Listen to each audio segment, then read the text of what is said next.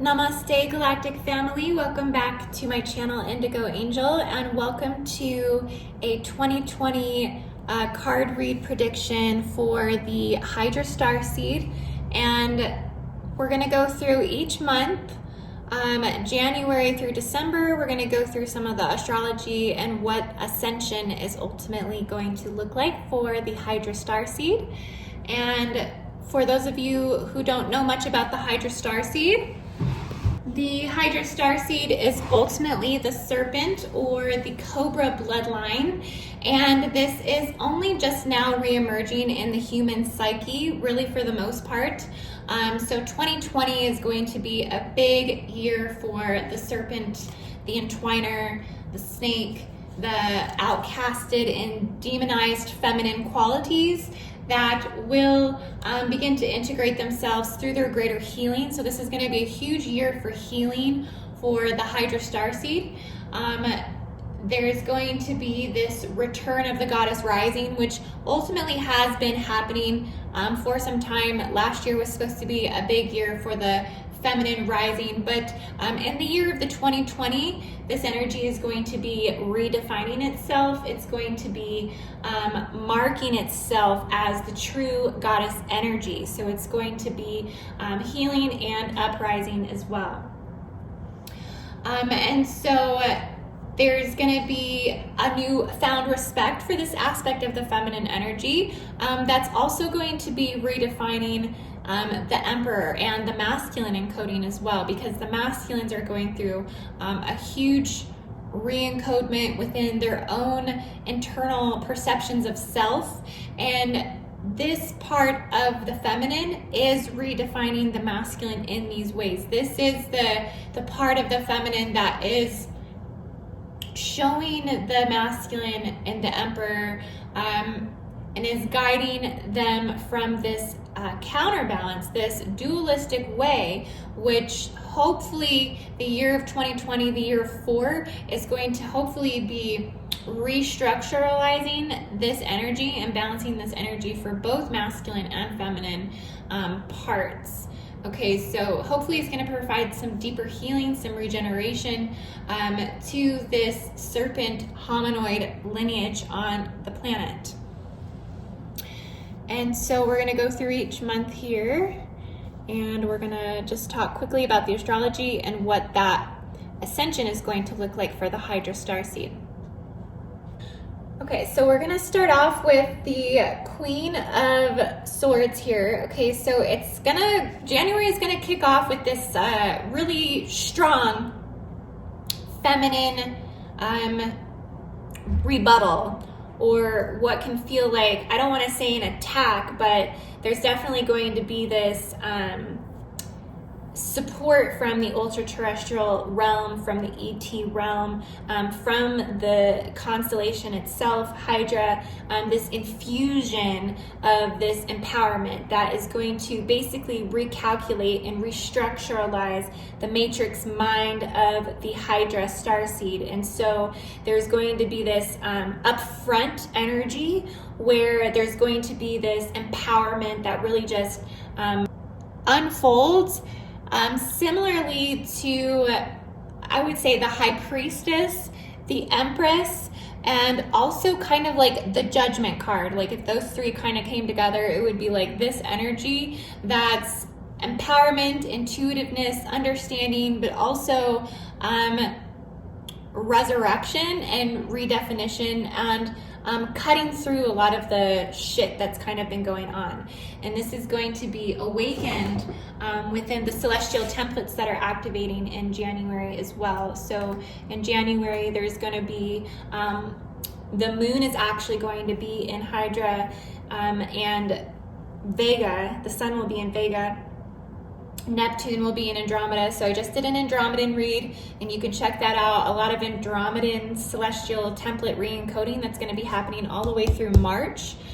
So Hydras will be connected to that celestial template re-encoding as well. But essentially, there will be this, upfront energy that kind of comes through very strong, as it will be activated also by Pegasi within the Mercury as well. So Mercury will be aligned to Pegasi, and there will be this forward charging motion of empowerment for the Hydra Starseed. In February, there's going to be a clearing, a fully ascended ascendancy, angelic ascendancy that kind of presents and starts to infuse into February. A lot of Hydra Starseeds in February might actually experience love. They may begin to experience compassion and transformational bliss, ultimately, that is going to help them transcend this energy that's setting the tone for the entire year. They are going to be highly impacted by the gold reconfigurations that are coming through the 10th dimensional sphere of Andromeda. So Hydra will be embodying that energy as it comes through planetarily. March, we're going to have some more sword energy. It's gonna re-hit again, so it's not gonna be it's gonna be constantly cyclical. It's gonna be constantly transitional. So it's not like you're gonna be golden one month and then just like perfect the next and everything's gonna be fine. It's like, no, it's an unfolding, and there are a lot of re-triggers that are re-grounded and re-rooted in that past lineage, within that primordial goddess energy. And so for the Hydran Starseed, it's always going to be about re-digging back into the deepest depths of them, what has always been labeled as forbidden, or what has always been labeled as painful, deception of the human collective psyche. The Hydra Starseed's mission is to constantly re-aggravate the depth of that womb to initiate those healings. And also to make itself known. That's what it came to do, was to make itself known. So the energy can be very sword-like through the Andromedan mythology overall, very like shrewd or difficult or very cutthroat, but it's just because it doesn't really fuck around. It's very blatantly clear about its ancestral healing, and so it wants to heal the ancestral aspects. In April, there's going to be a re-emerging of the material and the physical realms. We have Seven of Pentacles. Seven of Pentacles is all about regaining one's stability. There's also going to be an Archangel Michael energy that presents. Archangel Michael, Aldebaran, is going to be very present for Hydra and also Andromeda as well. In my Andromedan reading, Aldebaran kept coming through. So the Archangel Michael family is going to be presenting, as it does and as it should and as it always will. It is of the first primal blue ray, and therefore that life force is going to amplify all celestial templates. It really doesn't matter which starseed origin it is that you're connecting to. You're going to be connecting to these spiritual, creational, redefining energies that aren't necessarily fallen, unless that is the perception you choose to hold, right? Because we have choice in that as well. And just remember that when you're being told that specific angels are all fallen and you can't work with them, okay? Also, there's just going to be a lot that kind of comes through. So a lot spiritually, emotionally, everything that's been demanding all through the beginning of the year is going to kind of start to alleviate in April. So you'll have this idea to begin to create, and you'll surge for in this chariot expression also, where you're kind of taking things head on, starting to take things into your own hands in April. So you'll begin to sow a lot of seeds. In May, there's going to be, you're going to feel abducted in May. Absolutely, 100%. It's like you're going to go back in time and your soul is going to be abducted back into the ship, back into the ascension, back into the galactic aspects, and you're going to have a full rewrite of ultra-terrestrial templating that will come through in May as you re-encode this new vibration that settles forth. This is also the Chariot. So it's interesting, I just said Chariot here. I'm still learning this deck. This is the UFO Tarot, okay? Also, like I said, a lot more Archangel Michael energy is going to be coming through in May. Aldebaran, also Antares, so Archangel Uriel. There's going to be a lot more connections to some love interests that I think you're going to be battling in May. There's going to be some things come up in the relationship in May as well, because we're going to have Betelgeuse in Venus, so that's always going to take things kind of head on in that dualistic nature anytime we're having any connections to Betelgeuse. There's also going to be a line to Draco at the midheaven in May. So a lot of people's mission in May is going to become very materialistically focused. So Hydra is going to feel a little lost in that, because Hydra's mission is ultimately to reawaken this outcasted demonization of the feminine. And it's ultimately to represent the goddess rising. And so there's going to be this you're going to be getting by. You're going to be getting by in May. It's not going to be like horribly wrecking your reality, but there's definitely going to be you will be fighting a battle. Whether that's a battle inside your own self-righteousness, your own self-convictions. It's just, you're going to feel like you need to work harder. Maybe what you're doing isn't enough. All of this is going to kind of come to head in May for you. It's definitely going to have to do a lot about your grail line and your inheritance as well, having Draco come in with that. There's going to be this frustration of that inheritance. But you will transcend that as you step more into mastery. You're going to kind of come into this King of Pentacles energy, where you start rationalizing, and this is in June. So in June, you'll have this insurgence of this rational intelligence and certainty, really grounding yourself into the earth energies as you feel at home, because you feel that you are the identity of Gaia. Being the serpent lineage, the serpent is the closest lineage to the connection to the earth being belly to belly with Gaia. So you feel like you hold this righteousness in the divine identity of the planet. And so in June, there will be this restabilizing yourself, redefining your own masculine, and this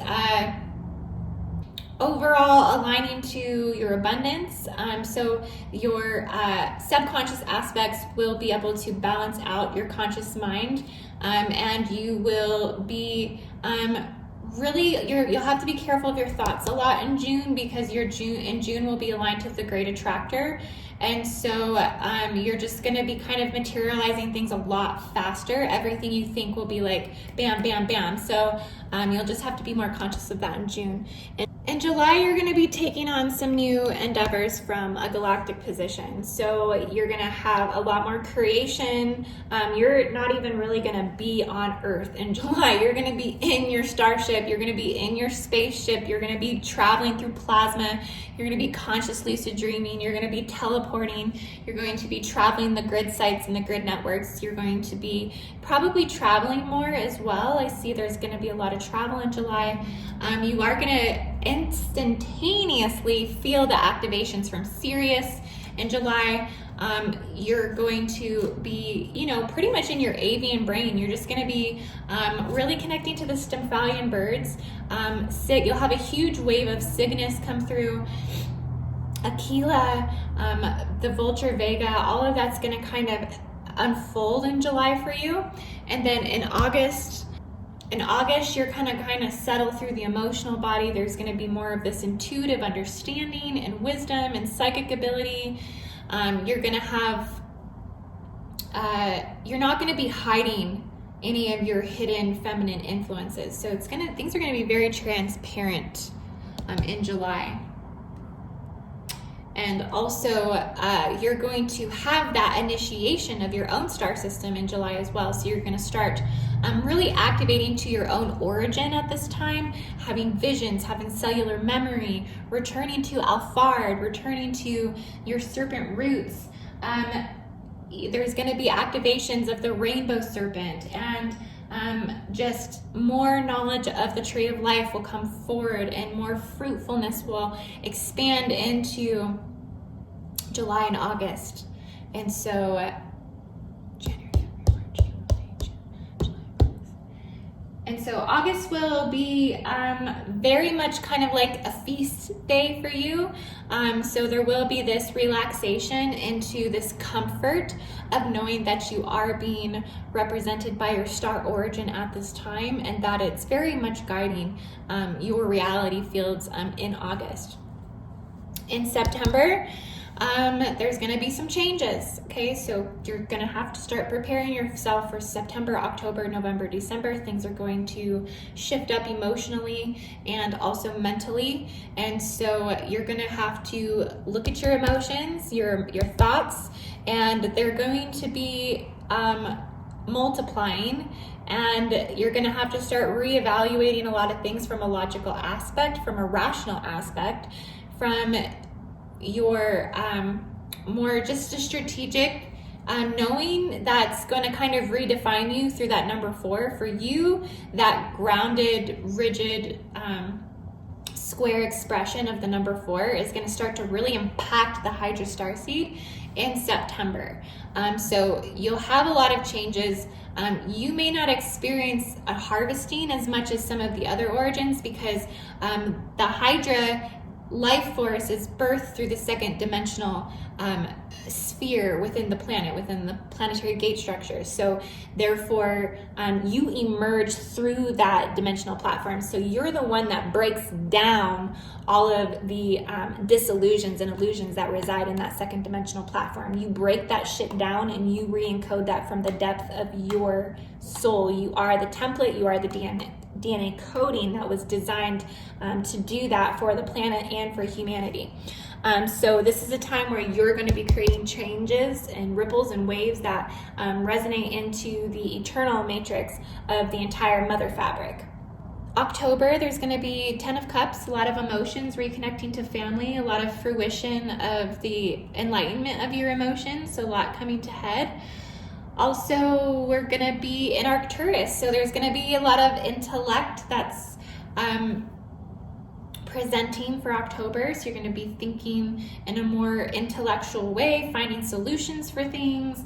You're also going to be start to heavily impacted by the Pleiadian templates that come in. So every month for the Hydra Starseed, you will be constantly redefined by the Pleiadian activations that are coming through Uranus. Uranus is going to be in Pleiades for the entire month of 2020, and so that will be continuing to show up in every month, every full moon, every new moon, every cycle that is going to present, whether that's subconscious or conscious or waking conscious or whatever. But that's going to come forth a lot in October. Also November, so you're going to be really owning your emotional body. It might not be as traumatic for you because you've kind of had this whole year to master and ground your emotions, which you have been working on so much. So November might not be as hard. You might be in more of a place to actually take on the planetary shadow processes that kind of start to be led from October into December, which is ultimately led in the year of 2020 by Betelgeuse in the North Node. So as we move forward into 2020, you're going to be going through a lot of that Betelgeuse energy, but as a pioneer and as somebody who is in control of their mastery in the emotional body. December, you're going to be hopefully seeing some more prosperous gains as you reconnect to the more human aspects of yourself, and also have to work with the reptilians and work with the draconians. Like, you're going to have to start creating alliances with some of those aspects, because there are things that are hidden within those realms that are there to teach you some very valuable lessons. So it's just asking you to proceed with caution, but that ultimately, if you are smart and strategic and intellectual about your approach in December, that you are going to be rewarded abundance in your prosperity. Okay, so also November, like I said, a lot going on for Betelgeuse. Uranus is still going to be in Pleiades. We'll have some more Vegan and Syrian energy come through in December to activate that as well. So Hydra Starseed, I hope that you enjoyed this. If you would like a Starseed origin reading, you can find me at indigoangel222.com, or you can go to my Patreon patreon.com/indigo angel if you want to get into the deeper studies of the universal tree of life, Kalantic science, and things of that nature. Also visualization techniques, you can find me there, okay? And yeah, so intense transforming all year. Just know that it's redefining itself as the Hydra mythology is kind of the star of the show right now. A lot is coming up with Hydra, and she will continue to awaken into the collective consciousness. So it's gonna just be beautiful to keep watching it unfold into 2021. So namaste, I love you guys so much, and I'll see you on the next read.